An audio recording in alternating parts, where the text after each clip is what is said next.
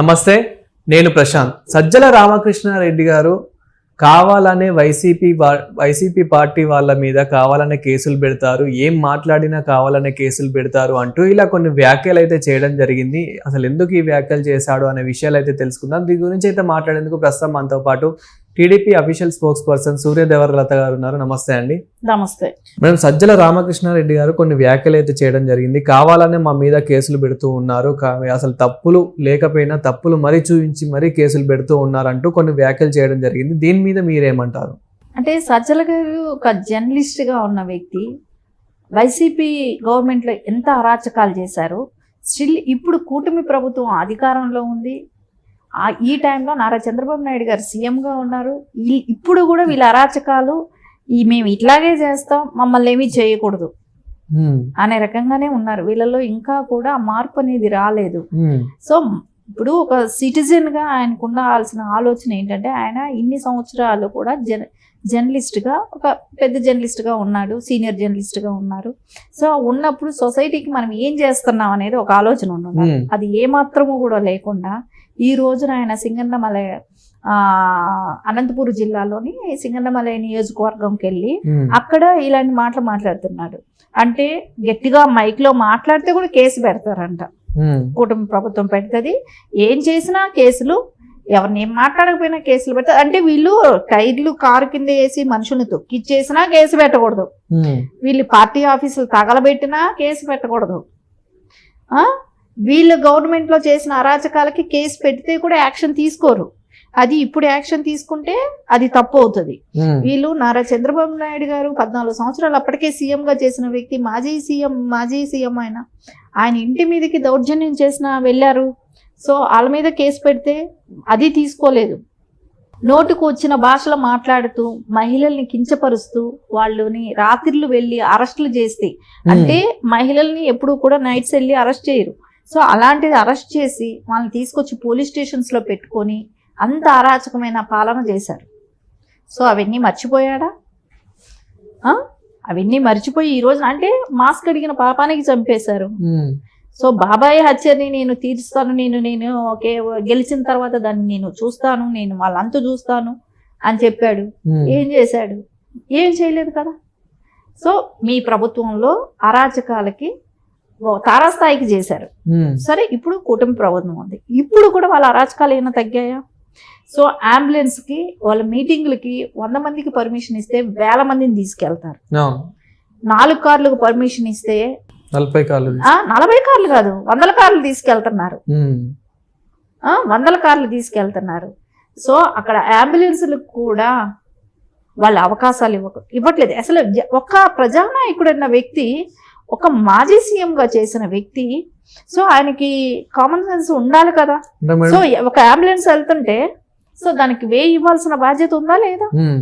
అంటే ఒక టైం మీరు చూడండి, 2014 నుంచి 2018 ఆ టైంలో అంబులెన్స్ కి నేను ప్లేస్ ఇచ్చానని చెప్పి ఒక డమ్మీ, అంటే దానిలో పేషెంట్ కూడా అవసరం లేదు, ఏదో ఈయనకి సమాజం మీద బాధ్యత ఉందన్నట్టు పేషెంట్ లేని దానికే అమ్మ అంబులెన్స్ కు దారి ఇవ్వండి, ఈ దారి ఇవ్వండి అని చెప్పి ఆ రోజున ఐపాక్ టీమ్ వాళ్ళతో చేయించారు, ఈ డ్రామాలన్నీ చేయించారు. ఈ రోజు నిజంగా అలాంటి ఇన్సిడెంట్ ఉన్నప్పుడు నిజంగా అలా అంటే ఎంత కుర్రాడు, 22 ఏళ్ళు 23 ఏళ్ళ కుర్రాడు, అసలు ఆ పిల్లాడు ఎమర్జెన్సీగా అసలు అంబులెన్స్ లో ఉన్నాడు. ఆ అబ్బాయికి 2-3 గంటలు వీళ్ళ ర్యాలీలో టైం వేస్ట్ అయింది. సో చనిపోయాడు. వాళ్ళ పరిస్థితులు ఎలా ఉంటాయి? నువ్వు ఒక ప్రజానాయకుడిగా ఆ రెస్పాన్సిబిలిటీ ఎవరిది? అది కూడా కాకుండా ఎవరైతే మాజీ సీఎం ఉన్నాడో ఆయన ర్యాలీగా వెళ్తున్నప్పుడు ఆ కారు కింద పడి చనిపోతే ఆ బాధ్యత ఎవరిది? ఇప్పుడు మామూలుగా ఎవరైనా సరే మన డ్రైవరు కారు తీసుకెళ్లి ఎవరినో గుద్దితే ఓనర్ మీదకి వస్తుందా రాదా?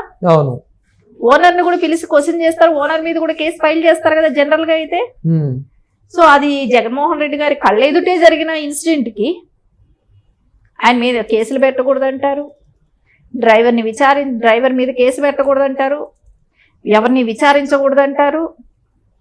అంటే సంవత్సరం తర్వాత వీళ్ళు ఎప్పుడో చచ్చిపోయిన సంవత్సరం తర్వాత వెళ్తారు పరామర్శలకి. మళ్ళీ వీళ్ళతో చచ్చిపోయిన ఒకళ్ళైతే వీళ్ళిద్దరిని చంపుతారు, మళ్ళా 2-3 చంపుతారు. వీళ్ళు మళ్ళీ శవ రాజకీయాలు చేయడానికి వీళ్ళే చంపేసేసేసి మళ్ళీ దానికి ఇంకో శవయాత్ర మళ్ళీ మొదలు పెడతారేమో. ఇన్ని అరాచకాలు చేస్తూ సజ్జల గారు అలాంటి స్టేట్మెంట్ ఎలా ఇచ్చారు? ఇక్కడ సజ్జల గారే కాదు, వైసీపీ నేతలు, వైసీపీ కార్యకర్తలు కూడా కక్షపూరితంగానే ఇప్పుడున్న ప్రభుత్వం కేసులు పెడుతూ ఉంది, కావాలనే కేసులు పెడుతూ ఉంది అని చెప్పేసి చాలా మంది అంటూ ఉన్నారు. దీని మీద మీరేమంటారు? ఇప్పుడు కక్షపూరిత రాజకీయాల్లో అని అంటున్నారు. కక్షపూరిత రాజకీయాలు చేయాలనుకుంటే అందరూ జైల్లో ఉండాలి. ఎక్కడ అక్కడ కక్షపూరిత రాజకీయాలు జరగట్లేదు. ఏదైనా మాట్లాడితే వాళ్ళు చెప్పే మొదటి మాట కక్షపూరిత రాజకీయాలు. సో వీళ్ళ టైం వస్తుంది, వచ్చే వరకు కూడా వీళ్ళు ఆకుండా ముందే కోయిలు కూసింది అన్నట్టు వీళ్ళకి ముందే వీళ్ళకి అనుమానాలు. సో మన దాకా వస్తుంది, మనం ముందే ఈ మాట అందాము. ఎందుకంటే వీళ్ళు చేసింది అరాచకాలు వాళ్ళకి తెలుసు, మనం ఏం చేసామనేది వాళ్ళకి తెలుస్తుంది కదా, వాళ్ళు ఏం చేశారో వాళ్ళకి తెలుసు. సో రేపు పొద్దున్న నా మీదకి వస్తారు కదా, మనం ముందే ఓ మాట అందాం. సో అప్పుడు అదేదో ప్రజల్లోకి వెళ్ళిపోయి వీళ్ళు ఏది చేయలేదు, సో వీళ్ళు అన్యాయంగా అరెస్ట్ చేశారనేటట్టు అలాంటి థాట్ తీసుకెళ్దాం అనే ఒక ఆలోచనలతో మాట్లాడుతున్నారు. కానీ వీళ్ళు చేసిన తప్పులు అనేది ఉన్నాయి కదా. సో ఏదైనా కూడా ఇక్కడ ఎప్పుడూ కూడా కూటమి ప్రభుత్వం ఒకటే, ఏదైనా లీగల్గా లేనిదే ఎవరిని కూడా అరెస్ట్ చేయట్లేదు. అక్కడ ఎక్కడ కూడా కక్షపూర్తి. ఇప్పుడు ఎక్కడ చెప్పండి, ఇప్పుడు వంశీని అరెస్ట్ చేశారనంటే ఆయన మీద ఉంది కదా, అరెస్ట్ చేశారు కదా. సత్యవర్ధన్ కిడ్నాప్ చేసిన విషయం నిజమే కదా. సో అది నిజం కాదా? మీ దేంట్లోనే సీసీ ఫుటేజ్లన్నీ కనపడుతున్నాయి కదా. మీ ఫ్లాట్కి ఎందుకు వచ్చి తీసుకెళ్లారు? సో మీరు పార్టీ ఆఫీస్ కార్యాలయాన్ని తగలబెట్టారు కదా, అది వాస్తవమే కదా. సో ఇలాంటి కేసులు ఉన్నాయి కదా. సో ఉండబట్టే కేసులు పెడుతున్నారు. ఇట్లాగా ప్రతి వాళ్ళకి ఉన్నాయి.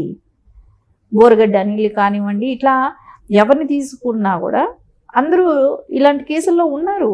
ప్రతి వాళ్ళకి ఇదే చరిత్ర ఎవరిదైనా. ఇప్పుడు చెప్పండి, వంశీ చేయలేదు, బోరగడ్డ అనిల్ తప్పు చేయలేదు, ఏమున్నాయి సాక్ష్యాలు చూపెట్టండి. చాలా మంది ఇలాంటి వాళ్ళు ఉన్నారు. పిన్నెల్లి ఉన్నాడు. ఇలాంటి వాళ్ళందరూ ఈవీఎంలు పగలగొట్టేసేస్తే జైల్లో పెడతారని జగన్మోహన్ రెడ్డి గారు అంటున్నారు. విచిత్రం. అంటే ఈవీఎంలు పగలగొట్టేస్తే జైల్లో పెట్టేస్తారని అంటున్నాడు. అంటే ఏంటి? ఆయన పగలగొట్టచ్చు అని ఆయన చెప్పే ఉద్దేశం అది. అరే వీళ్ళంతా ప్రజానాయకులా? వీళ్ళంతా ఒక సీఎంగా చేసే అర్హత ఉన్న వాళ్ళేనా? పగలు కొట్టేసేస్తే ఈ తప్పేంటని అన్న వాళ్ళు వీళ్ళందరినీ ప్రజలు ఎలా ఆదరిస్తారు? ప్రజలకి తెలియదా? అంటే ఒక రౌడీయిజం, గూండాయిజాన్ని ఏ రకంగా ప్రోత్సహిస్తున్నారు వైసీపీ వాళ్ళు? ఖచ్చితంగా వాళ్ళు ఒక రౌడీ మూకలాగా తయారైపోయి అల్లర్లు చేస్తూ రాష్ట్రంలో కూటమి ప్రభుత్వంలో కూడా అంటే ప్రజలు హ్యాపీగా ఉండడానికి అంటే ఒక భయం లాంటిది సృష్టించాలని చూస్తున్నారు. దాంతో ఇవన్నీ కూడా ఫెయిలియర్ కింద చూపెట్టాలి అనేది. కానీ ప్రజలు ఎక్కడికెక్కడికి వాళ్ళకి అన్నీ తెలుసు, వ్యతిరేకిస్తున్నారు. ఇప్పుడు ఎక్కడ తప్పు జరిగినా ఖండిస్తున్నారు. ఎక్కడ తప్పు జరిగితే వైసీపీ వాళ్ళు చేసినా ఎక్కడ ఉపేక్షించేది అయితే లేదు. తప్పు జరిగినప్పుడు ఖచ్చితంగా అరెస్ట్ చేస్తారు. మాట్లాడిన దానికి అరెస్ట్ చేస్తారు, అది చేస్తారని చెప్తే అది సిల్లీగా అనిపిస్తుంది. అరే ఎవరు వింటారు నువ్వు మాట్లాడే మాటలు? సజ్జల గారు ఇవన్నీ నీతి కథలు చెప్తే ఎవరు వినరు. ఆయన ఏమైనా నీతి కథలు చెప్తున్నాడా? నువ్వు కావాల్సిన అవకాశవాదివి, నీ అవసరానికి ఏదైనా మాట్లాడతావు అనేది అయితే ప్రజలకు ఖచ్చితంగా తెలుసు, ఒక అవగాహన ఉంది. Thank you madam. నమస్తే.